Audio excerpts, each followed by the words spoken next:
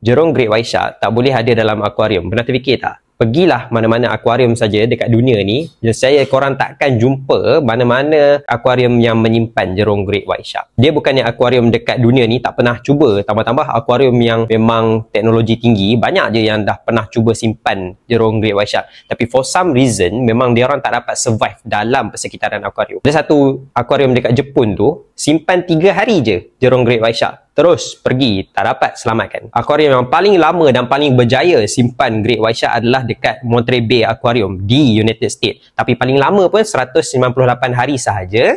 Dan Great White Shark yang diorang simpan tu ialah Great White Shark juvenile, bukan yang dewasa. Masa tu, Monterey Bay Aquarium ni dia buat satu program untuk cuba letakkan Great White Shark dalam akuarium. Sejumlah 6 Great White Shark disimpan, tapi yang paling lama itulah 198 hari. Yang lain semua tak lama daripada tu. Dan bila 198 hari itu sahaja, Great White Shark tu terpaksa dilepaskan dalam lautan sebab akuarium dah tak mampu nak bela dia. Jadi kenapa jerung Great White Shark ni susah sangat nak bela dalam akuarium? Ada 2 sebab. Pertama sekali adalah sebab sistem pernafasan dia. Macam ikan-ikan yang lain, jerung ni ialah hidupan yang memerlukan insang untuk bernafas, untuk mendapatkan oksigen. Makna kata, insang ni ialah mesin di mana dia boleh ekstrakkan oksigen dari dalam air. Tapi berbeza dengan ikan-ikan lain boleh buka mulut dan tutup mulut untuk mengepam air masuk ke dalam insang. Ikan jerung sistem dia tidak begitu. Jerung Great White Shark, dia perlu bergerak sentiasa untuk memastikan air tu yang flow kepada insang dia supaya dia boleh ekstrakkan oksigen. Tapi benda tu jerung lain pun boleh buat. Jadi apa masalah dengan Great White Shark ni? Masalahnya ialah adaptasi. Great White Shark ialah kehidupan yang sangat beradaptasi untuk hidup dalam persekitaran yang sangat luas.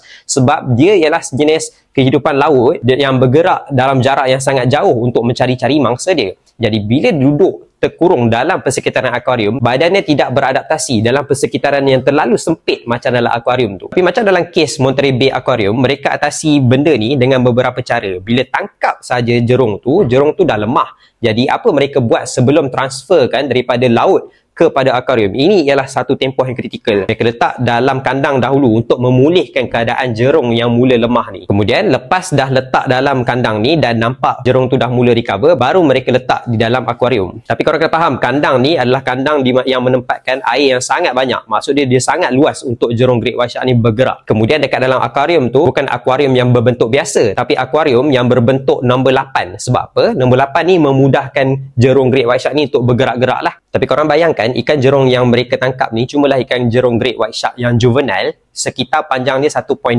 meter. Tapi Monterey Bay Aquarium ni dia sediakan satu akuarium yang sepanjang 27 meter dengan 10 meter dalam untuk Great White Shark ini sahaja. Bayangkan betapa mereka perlu sediakan satu ruang yang khas untuk kehidupan ikan Great White Shark ni. Tapi tu baru saja masalah yang pertama. Masalah yang kedua ni menyebabkan mereka terpaksa juga lepaskan ikan Great White Shark ni akhirnya, iaitu masalah diet. Ikan jerung Great White Shark juvenile yang muda-muda lagi, makanannya cuma ikan sajalah. Yang tu kita boleh provide, no problem.